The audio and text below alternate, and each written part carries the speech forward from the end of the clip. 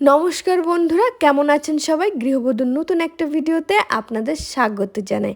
আজকে আমি রান্না করব মাছের ঝোল। আর মাছের ঝোল রান্না করার জন্য এখানে আমি নিয়েছি দেশি রুই মাছ। আর দেশি রুই মাছটাকে সুন্দর করে লবণ হলুদ মাখিয়ে এখানে আমি কড়াই গরম করে কড়াইয়ে ঢেলে দিয়েছি আমি সাদা তেল। আর সাদা তেল ঢেলে দেওয়ার পর এখানে আমি এক এক পিস করে যে লবণ হলুদ মাখানো মাছগুলো ছিল সেগুলো আমি গরম কড়াইয়ের মধ্যে দিয়ে দিচ্ছি। এবার এই মাছগুলোকে সুন্দর করে এপাশ ওপাশ করে লাল লাল করে ভেজে নিতে হবে। আমার মাছ ভাজা অলমোস্ট কিন্তু হয়ে এসছে, এখানে দেখাই যাচ্ছে খুব সুন্দর লাল লাল হয়ে গেছে। মাছগুলো একটু কড়া ভাজলে খেতে কিন্তু আমার খুব ভালো লাগে। আমি মাছ ভাজা তেলের মধ্যেই আলুগুলোকেও ভেজে নিব লালচে লালচে করে। আলুগুলো ভাজা হতে হতে এদিকে আমি মিক্সিতে মশলা রেডি করতে শুরু করে দিয়েছি। মশলার মধ্যে আমি আদা রসুন পেঁয়াজ আর কাঁচা লঙ্কা দিয়েছি আর একটুখানি টমেটো দিয়ে দিয়েছি।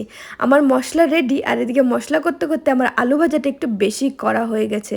আর এদিকে আমার সোমবারাতে আমি আগে থেকে রেডি করে রেখেছিলাম তেজপাতা জিরে শুকনো লঙ্কা আর এলাইচি। ফোড়ন দিয়ে দেওয়ার পর মিক্সিতে যে মশলাটা রেডি করা ছিল সেটাও আমি কড়াইতে দিয়ে দিলাম। এবার দিয়ে দেওয়ার পর খুব সুন্দর একটু নাড়াচাড়া করে নেওয়ার পর আমি এর মধ্যে অল্প অল্প করে লবণ নিজের টেস্ট অনুযায়ী আর হলুদটা কালার দেখে আর তার সাথে একটু টমেটো দিয়ে এটাকে ভালো মতো নেড়ে চেড়ে নিতে হবে। আর ভালো মতো মশলাটাকে সুন্দর করে কষিয়ে নিতে হবে। মশলাটা আমার অলমোস্ট কষে গেছে, তাই এর মধ্যে আমি এখন দিয়ে দিব জল।